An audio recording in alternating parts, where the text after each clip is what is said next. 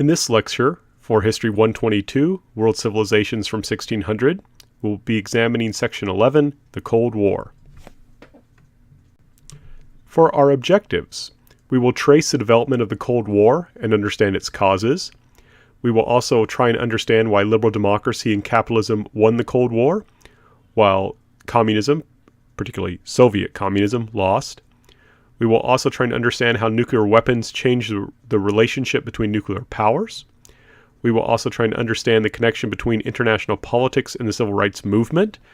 We often understand the civil rights movement for black equality to be based basically completely in domestic politics, but I'm going to show how there was an international, strongly international dimension to the civil rights movement, and that is connected to the Cold War.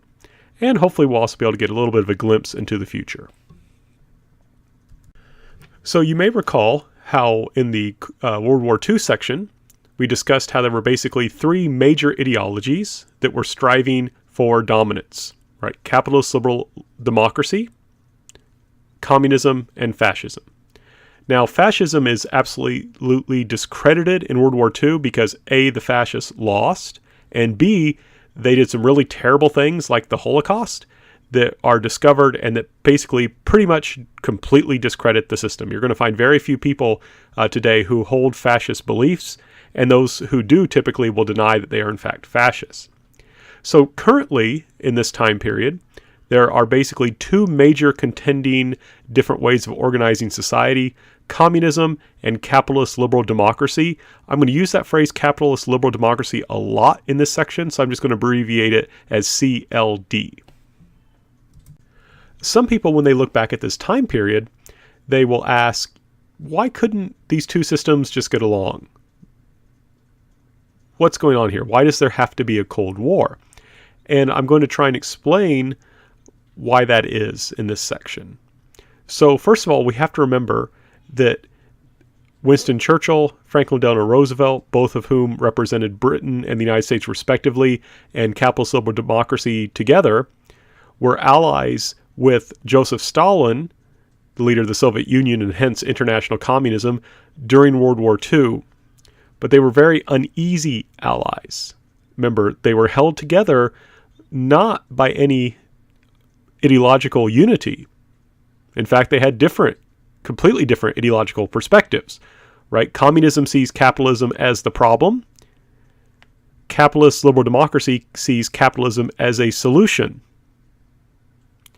So they were only uneasy allies during World War II, who were brought together because of how the political situation developed, basically with Adolf Hitler first ending up in war with Britain and then later attacking the Soviet Union, bringing those countries together, and then of course the United States gets in as well later on. So it's not like they were ever really good friends to begin with. There was an attempt to keep the peace. The United Nations will be established in 1945, and that is basically a kind of beefed up version of the League of Nations, and it will do a pretty good job in many ways of helping people to deal with difficulties between countries. But that being said, we have to understand that these two systems, the CLDs and the communists, had very different political systems and very different goals. So the United States wanted to build an alliance of capitalist and liberal democracies, right, CLD, in order to bring economic prosperity and world peace. So like I said, the U.S., and I'm focusing on the U.S., I realize there were other countries that were involved in the Cold War. It's just the United States because, again, similar to World War I, we come out of World War II more powerful than we were before the war, whereas much of Europe is devastated. So we end up as a kind of de facto leader for the capitalist liberal democracies. So I tend to focus a lot in the U.S. But we see capitalism as a solution. How do you grow countries' economies? How do you help countries recover from the devastation of war? And the U.S. answer is capitalism. That's the solution to these problems. In contrast, the Soviet Union wanted to ensure its immediate security. Remember, they were just invaded by Nazi Germany, so they were very, very concerned about their security. The Soviet Union almost fell to the Nazi onslaught. If things had gone just a little bit differently, the Soviet Union might have been destroyed. And the Soviet Union lost something like 20 million dead in World War II. So the Soviet Union's immediate goal is to ensure immediate security through control of territory and the establishment of friendly communist states, with the idea of a future worldwide communist revolution, which would mean overthrowing capitalist systems, right? And what they understood as a kind of false democracy, right? The Soviet Union will actually claim that it represents true democracy, and we'll talk more about that later. But the key thing here is they both they both have very different visions for the world, and these two visions cannot both exist at the same time. The world cannot be both CLD and communist at the same time. And like I said, the capitalist liberal democracy see capitalism as the solution to the economic problems the world faces, to recovery from the war, whereas the Soviet Union sees capitalism as a problem and is causing more problems, with communism being the solution. So this is what we call a zero-sum game.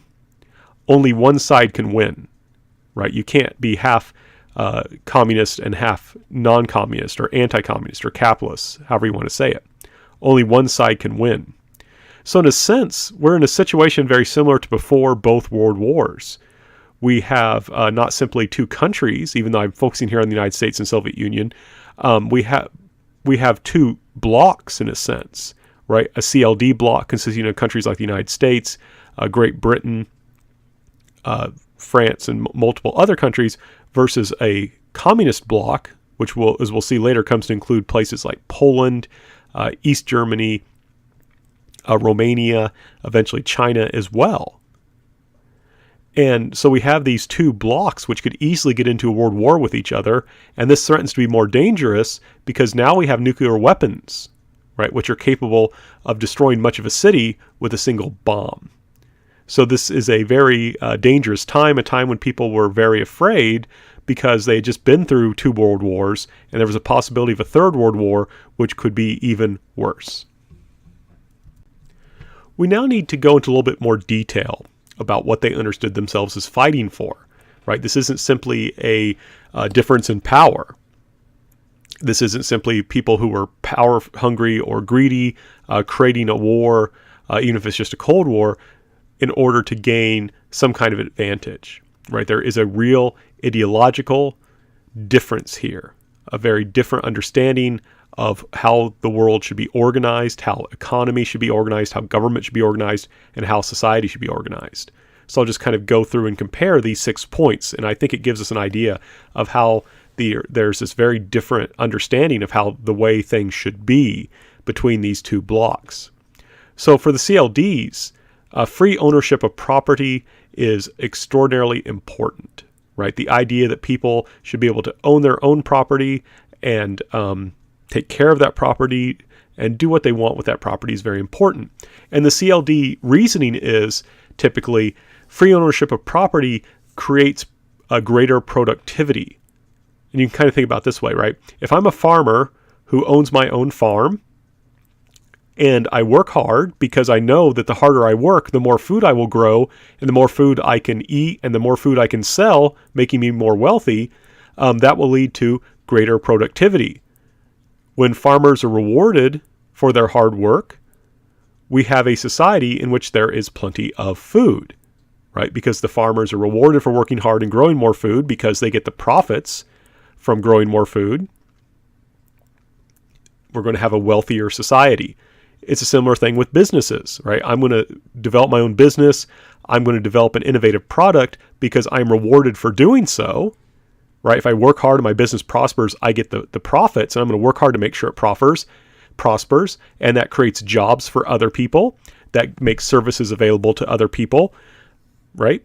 This is the idea. When people have the free ownership of property and are able to enjoy the fruits of their labor from using that property wisely and working hard, that leads to greater productivity and a wealthier society. In contrast, communism tended to emphasize the state ownership of property in order to emphasize equal distribution. The idea, a communist would look at the CLD system and say, look, perhaps you are creating more We don't think you will always create more. We think eventually communism will create more, but that's besides the point. For now, what we want to emphasize is that you capitalists, you maybe create more, but only the rich enjoy it, right? Only the rich enjoy it. Our system might currently be not so productive, and I want to stress the communists thought eventually they would become more productive than the capitalists, but even so, it may not be as productive now, but we are going to make sure that everyone gets what they need. We're going to emphasize equal distribution. So we may not allow farmers to own their own land. We may require them to work on communal farms, but the government, by doing this, will ensure that everyone will get enough, right? Everyone will get enough. So capitalist liberal democracies tend to emphasize productivity. Communist systems tend to emphasize equality. Now, in capitalist liberal democracy, there's this understanding that it's similar to Adam Smith, though, as we saw earlier with managed capitalism, with Franklin Delano Roosevelt following the advice of John Maynard Keynes. There's this idea that the economy should be run by the market. And I say mostly because the government can intervene sometimes, such as Roosevelt following Keynes. But the idea is that letting the economy run by the market is most efficient. From communism perspective, the economy should be run as much as possible by the state. I say mostly because no communist country was ever able to fully control the economy. But there's this basic idea that the economy should be run by the state in order to make sure that rich people, that the capitalists, don't take advantage of poorer people, to make sure that goods are distributed evenly. For capitalist liberal democracies, democracy, in a sense, you can give a lot broader definitions of democracy. I just want to give you a very clear one. Democracy means voting in elections that are open and fair, where there is a real choice, right? So you have to have at least two candidates who are different from each other in very important ways, and people should have a free choice in choosing between those candidates. For capitalist liberal democracy, that is what democracy is. Communists, though, would look at that and say, but wait a second, the people who usually win the elections are the ones who spend the most money. So democracy is, in a sense, the best government money can buy, right? Democracy is essentially government for sale. Whoever's wealthy is going to win. So for us communists, democracy means doing the will of the people, right? Democracy is not about voting for candidates. It's about knowing what the people want and doing it. Now, you may ask, well, how do you know what the will of the people is?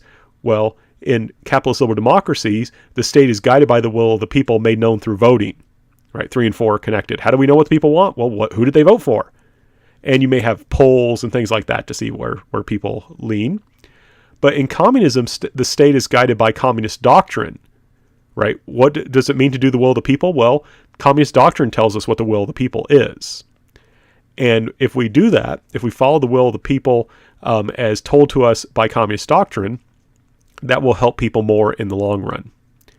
From the perspective of capitalist liberal democracy, states should guarantee the human rights of people. You can see this again in basic liberalism, Constitution, Bill of Rights, that sort of thing. There's this idea that people should have freedom of speech, freedom of the press, freedom of assembly. For communists, though, those so-called human rights can be sacrificed for the good of the revolution. Counter-revolutionaries, people who are against communism, should not be able to speak freely. They should not be able to assemble freely. They should not be able to use so-called freedom and so-called human rights to try and gain control and oppress people. Remember, in communism, there's this idea of class conflict, and communism held that the capitalists, that the people who are against the revolution will do whatever they can to stop the revolution. So they should not be given rights. So human rights can be sacrificed for the good of the revolution, for the good of the people. Counter-revolutionaries, capitalists, the wealthy, they don't get human rights. They don't deserve them. They're the enemy. In capitalist liberal democracy, the state can tolerate non-state institutions such as private schools, churches, and NGOs. NGOs are non-government organizations, so something like the Red Cross or the American Heart Association. And the idea is those things make the state stronger. They make society better. So having these kinds of things outside the state can actually be a good thing. Like I said, the Red Cross, American Heart Association.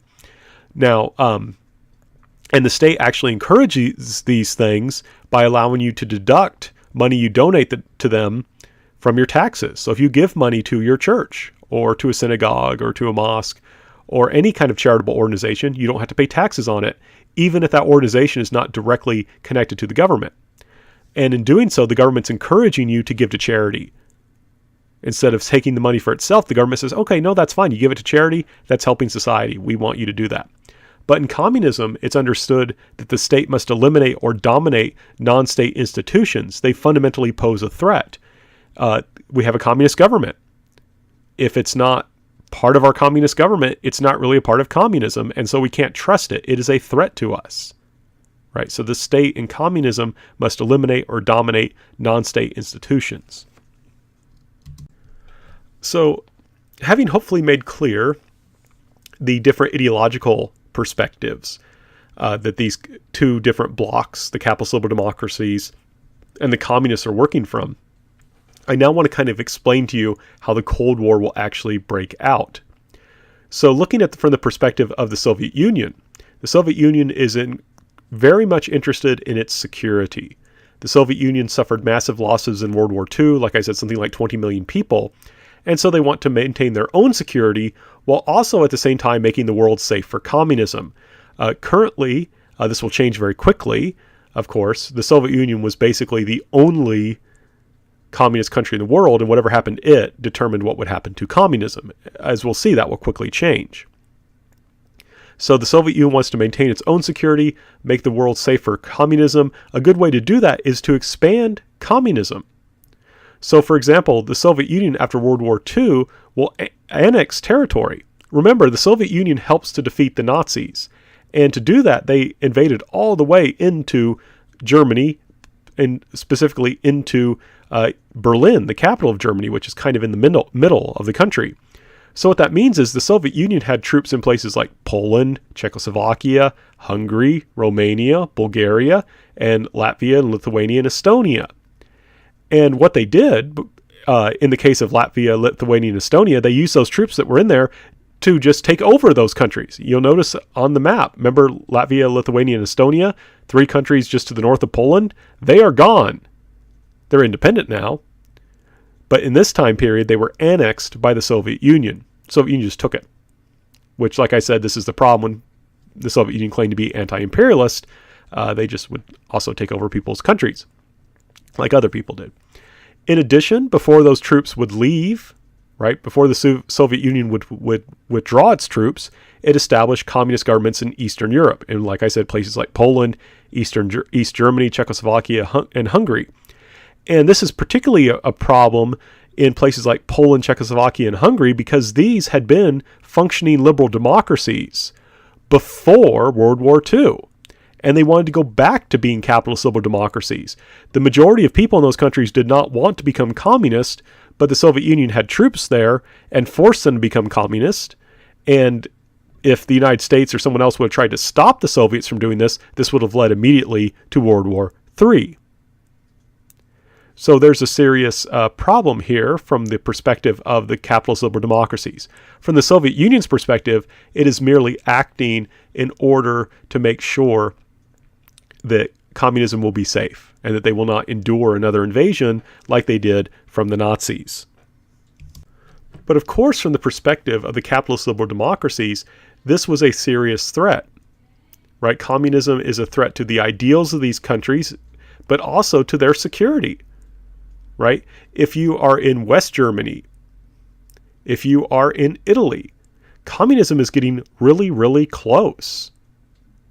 Right? Communism is getting really, really close. If you're in Greece or Turkey, communism is getting really, really close. Already the Soviet Union forced multiple countries that did not want to become communist to become communist. It annexed territory. So as the Soviet Union does what it thinks it needs to do to take care of its own security, it threatens the security as well as the ideals of many people in the capitalist liberal democracies. So how then can the capitalist liberal democracies respond? Well, first of all, there are fears of another world war, right? So they can't just invade, right? There was an American general, General Patton, who said, who was in the European theater and who had tanks in Europe, and said, why don't we just go ahead and invade the Soviet Union? Let's just get rid of communism while we've got our troops here. He said this publicly, by the way, and so he was got in trouble with the American government. But the thing is, if we would have invaded, it would have just started another war, of course, because the Soviet Union would have fought back, and this would have likely been another world war. And so this would have been a problem. However, there is also a fear that if they appease the communists, if they don't do anything, that is going to basically be transporting back to the 1930s policy of appeasement. Right? Remember, countries did not stand up to Hitler early. Hitler's ambitions turned out to be without limit. And this led to a huge war that could have been averted if people would have acted early. So there's this fear among this capitalist liberal democracies that if they invade, it could start another war. But if they appease, it will just allow the communists to expand and get even stronger. And then they'll have to fight an even stronger Soviet Union, an even stronger communist bloc. So in the end, the capitalist liberal democracies focus on this idea of preventing the spread of communism, right? They're going to try and prevent the spread of communism. And I really have to stress that there is fear that communism will continue to expand. During this time period right after World War II, there's a civil war in Greece over communism, and there's an attempt by the Soviet Union to spread its power into Turkey. And I just want to highlight this picture on the right. You can see that this is in Greece. Those are Greek communist posters, and in the back is kind of a classical Greek building.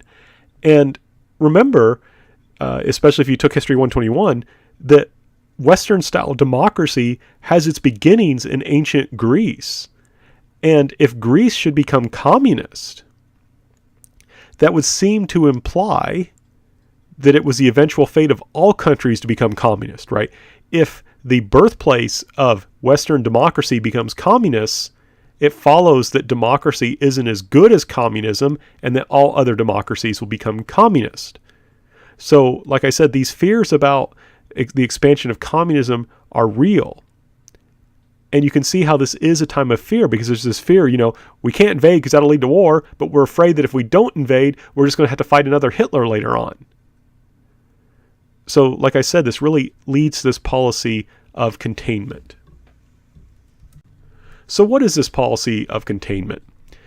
This is a policy developed in particular by U.S. President Harry Truman. And the idea of containment was to prevent the spread of communism, while for the most part, there's a couple exceptions, generally avoid trying to push communism back. Right? So we're going to try and stop the spread of communism. But where communism exists, we're not going to touch it, at least in any open way. We're going to avoid trying to roll it back, but we're also going to attempt to prevent it from gaining more and expanding more successfully. So that's kind of the compromise. We're not going to invade where communism is already there. Okay, communism's been established in Poland. Fine, we're just going to let it stay. But in places like Greece or Turkey, or anywhere else where communism might be trying to expand, there we will try and stop it. And that way we can avoid appeasement. Right? We're not going to be weak.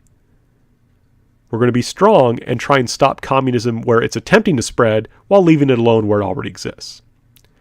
And part of this policy, like I said, of Truman, is the promise of financial and military aid to those facing communist threats. So, for example, the United States will do a lot to try and help Greece in its civil war and to recover from its civil war once the anti-communist forces win. Right? So the United States is going to give financial and military aid to anyone facing communist threats.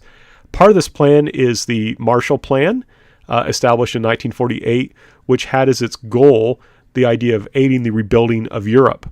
Right? The United States will give lots of loans and lots of just straight out grants to European countries who want the money to help them rebuild. And not only is this, in a sense, the right thing to do, I mean, these people have been devastated by war. This is going to help them get back on their footing. I mean, some of these countries were close to start facing mass starvation.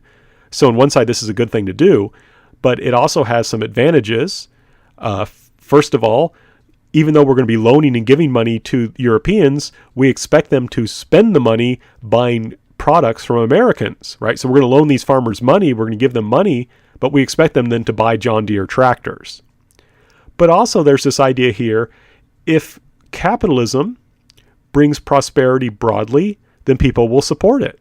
If we can help give military or financial aid to Europe to help them rebuild and establish a thriving capitalist economy, then people will naturally support capitalism, right? If something is working, people are likely to keep doing it. If capitalism is working, people are likely to keep doing it. On the other hand, if this fails, if capitalism fails to bring broad prosperity, then people might try communism, right? So the Marshall Plan is this attempt through giving financial assistance to help restore and revive capitalism so that people will not become communists. Very simple idea. And at the same time, like I said, it's going to help the United States because even though we're going to be giving money, we also are going to be loaning money, so we expect to be paid back, and it will be often spent on American merchandise.